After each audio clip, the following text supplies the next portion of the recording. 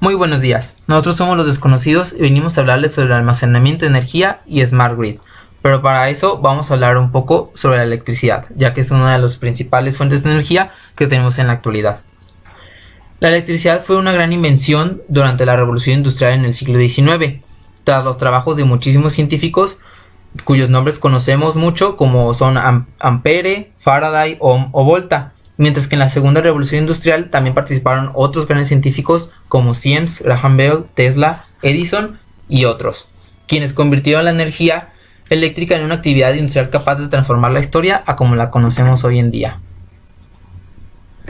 Ampère fue un matemático y físico francés que formuló en 1827 la teoría del electromagnetismo, que gracias a su padre, que se dio cuenta del gran talento que tenía Ampère para todas las ciencias y todo este tipo de conocimientos, lo proveyó del conocimiento y de las herramientas necesarias para poder destacar en la ciencia y así poder sacar provecho a todas sus habilidades. Mientras que Volta fue un químico y físico italiano que inventó la pila eléctrica en 1799.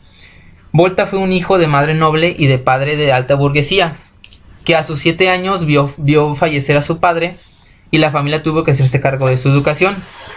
Su familia no quería que Volta se dedicara a las ciencias, quería que se dedicara a una carrera jurídica, es decir, como abogado, pero él no le importó y se las ingenió para seguir estudiando ciencias, que era lo que realmente amaba y lo que realmente le gustaba. Las baterías son uno de los principales antecedentes del almacenamiento de energía. Estas baterías surgieron ante la necesidad de poder almacenar energía, vaya la redundancia. ¿Pero a qué me refiero con esto? Existía la necesidad de poder transportar energía o llevar energía junto con uno mismo.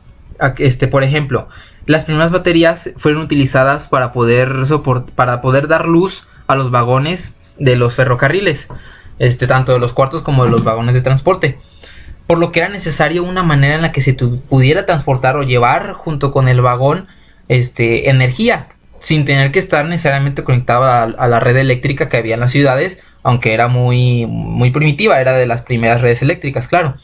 Entonces existía esa necesidad, porque obviamente el ferrocarril no podía estar conectado a la red eléctrica, ya que iba en movimiento y se transportaba a lugares a los que no había red eléctrica, pasaba por medio de bosques, praderas, etcétera.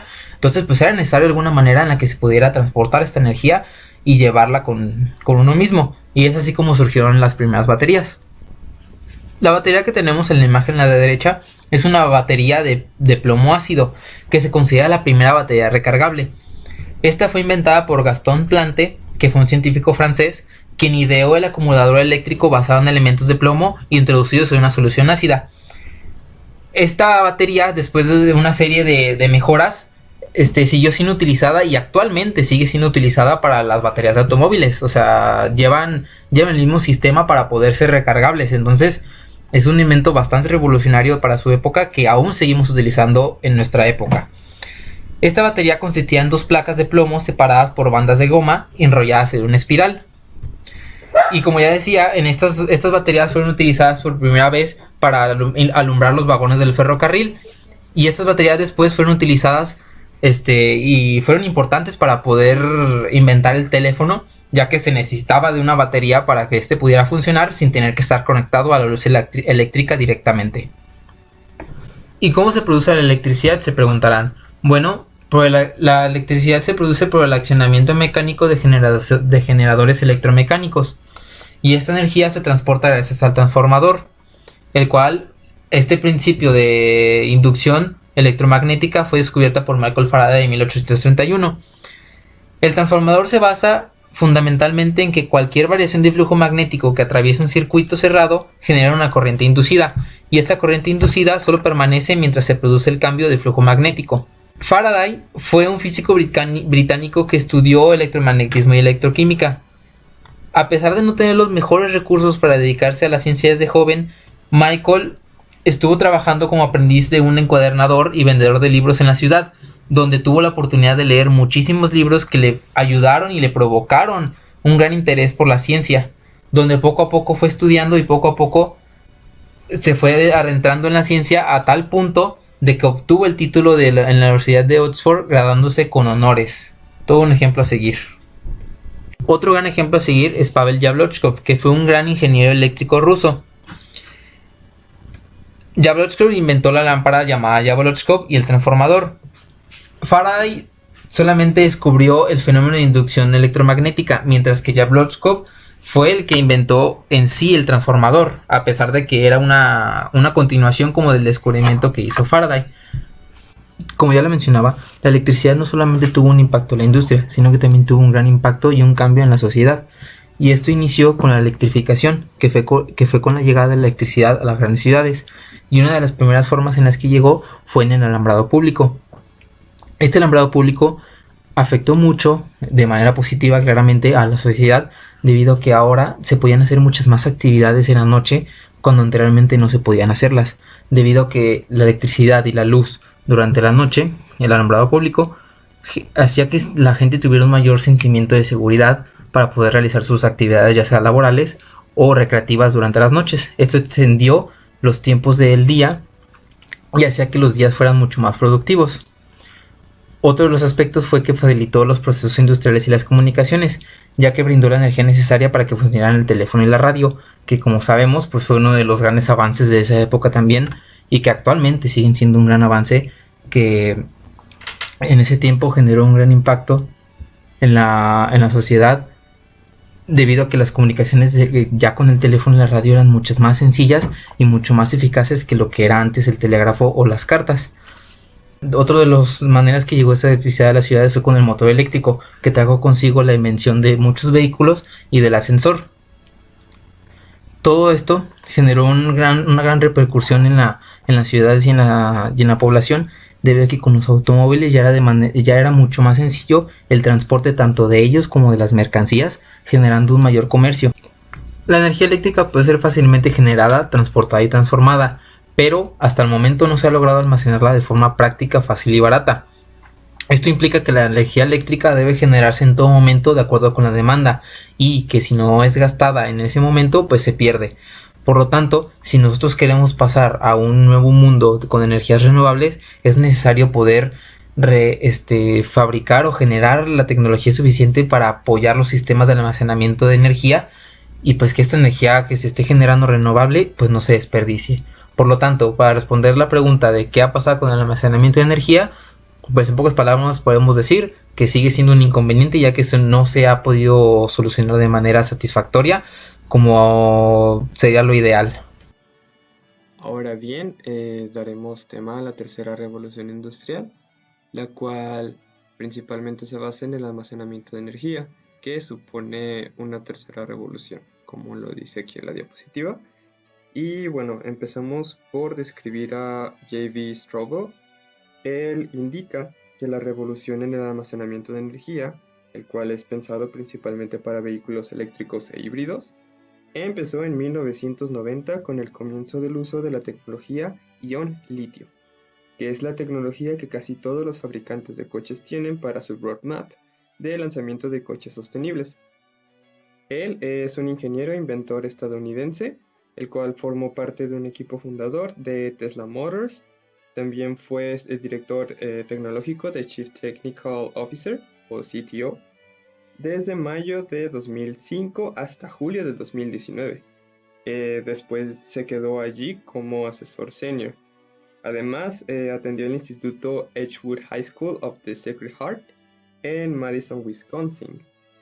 Como vida universitaria, bueno, él se licenció en Ingeniería de Sistemas en 1998. Además, obtuvo el máster en Ingeniería de Energía en el 2000 por la Universidad de Stanford. Él trabajó en Russell Motors como ingeniero de propulsión, desarrollando un motor para vehículo híbrido basado en una microturbina y un volante de inercia de alta velocidad.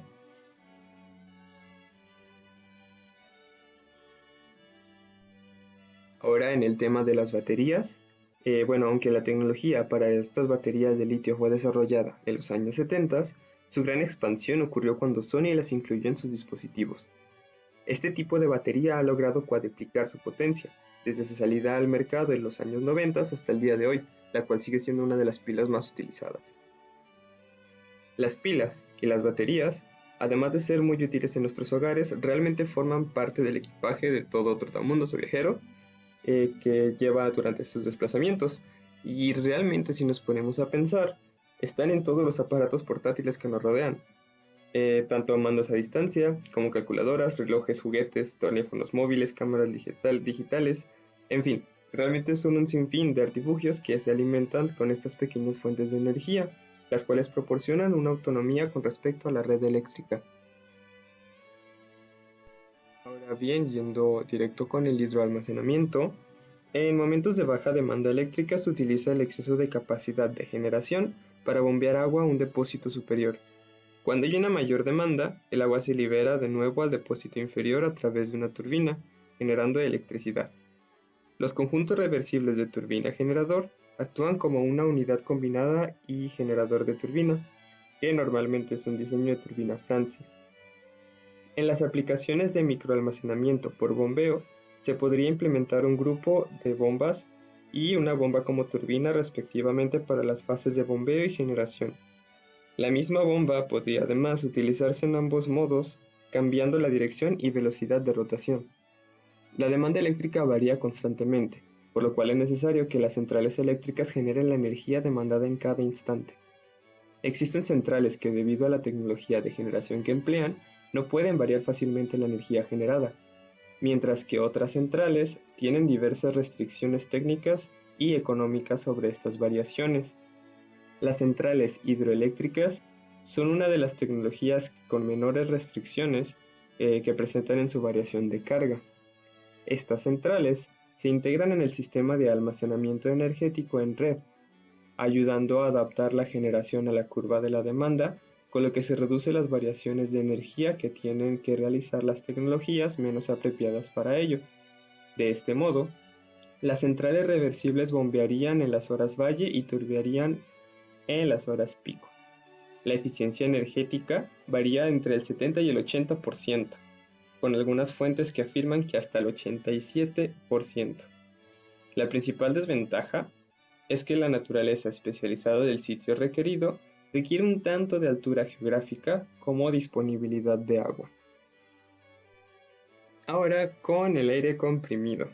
Bueno, el almacenamiento de energía por medio de aire comprimido es conocido también como CAES, por sus siglas en inglés, Compressed Air Energy Storage. El aire en estas presiones es almacenado en dispositivos bajo tierra, los cuales son naturales o artificiales, como por ejemplo las minas abandonadas, cavidades rellenas en soluciones minerales o los acuíferos. Y bueno, esto es durante las horas de baja demanda. Después, en las horas pico, el aire almacenado se expande, moviendo un turbogenerador. El almacenamiento de energía con aire comprimido es un método no solo eficiente y limpio, sino también muy económico. En 1973 se instaló en Alemania la primera planta de almacenamiento de energía en aire comprimido, haciendo uso de las cuevas naturales del subsuelo como almacén.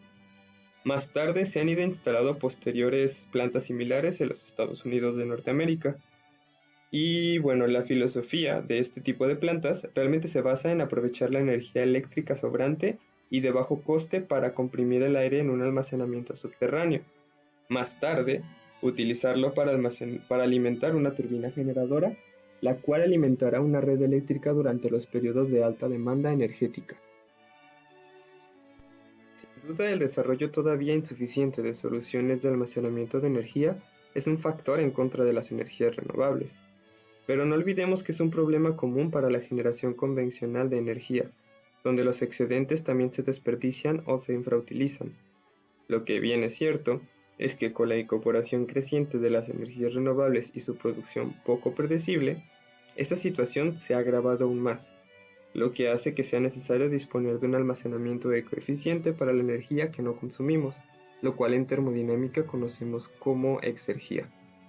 En general, tener un sistema eficiente de almacenamiento de energía facilitará el uso de las energías renovables, aunque la falta de protección en el consumo complica su aplicación como alternativa a la interferencia en el consumo de energía.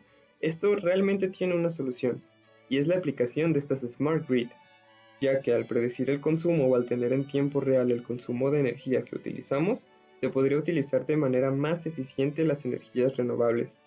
Aunque aún queda el problema del almacenamiento de energía renovable, hay que seguir esperando la solución o ir pues buscándole esa solución. Desde un punto de vista eléctrico, el concepto Smart Grid se apoya en tres tecnologías fundamentales. La primera es la eficiente utilización de los recursos eléctricos subyacentes. En primer lugar, para modificar los hábitos de los consumidores hacia la coeficiencia y la sostenibilidad. Gracias a esto, se consigue homogeneizar la curva de consumo diaria de manera que el consumo de energía, el cual se distribuye más uniformemente, y pues bueno, evita la creación de fuentes puntas de demanda, maximizando el aprovechamiento de las infraestructuras actuales y la utilización de las energías renovables. También está la generación y el almacenamiento distributivos. Por lo tanto, la estrategia para el desarrollo de una Smart Grid puede resumirse en la armonización entre el mundo eléctrico y el mundo de las TICs. Para finalizar, y a un modo de resumen, las siguientes son características de una red inteligente. Que una red inteligente debe ser automatizada, comunicada y monitorizada, además de autocicatrizante y adaptiva, que significa que sea realmente fiable y robusta. Debe contar con uso de contadores inteligentes, que en telemedida y en telegestión. Debe ser interactiva con consumidores activos e informados, que permite tarifas dinámicas, las cuales son operadas de forma óptima para el mejor uso de recursos y equipos. Debe ser además predictiva, mucho antes que reactiva, además de gestionada de forma descentralizada y en tiempo real, integrada por sistemas y servicios, y debe ser segura en contra de ataques físicos y cibernéticos. También tiene que tener una integración y gestión de generación centralizada y distributiva, como flujos energéticos multidireccionales y bajo control. Como sabemos, cualquier método de producción de energía tiene tanto ventajas como desventajas, y las fuentes renovables, como son la solar, hidroeléctrica o eólica, por mencionar algunas, no son la excepción. Sin embargo, la implementación de las llamadas energías inteligentes o Smart Grid logra contrarrestar estas desventajas gracias a la optimización del uso energético por medio de la creación de patrones de consumo que permiten decidir en qué momento utilizar la energía proveída. Esto pues de acuerdo a la oferta de energía que hay. Esto conlleva a la optimización de las energías renovables y al consumo eficiente de las mismas, por lo que el desperdicio de producción energética disminuye y con esto bajan tanto los costos de consumo como los niveles de contaminación atmosférica. Con esto se promueve el uso de las mismas como fuente conjunta de energía tanto en las actividades diarias como en los procesos industriales. La industria presenta un consumo elevado de energía en comparación con otros sectores, por lo que al bajar el costo de producción energética con la implementación del Smart Grid, disminuye también el gasto de las industrias enfocado a esta área, generando así productos de igual calidad pero con menor precio, al mismo tiempo que genera una mayor competitividad en las empresas gracias a la correcta administración de energía y mayor competitividad e implementación de I+D+I en materia energética se traduce en un incremento de productividad y desarrollo del país.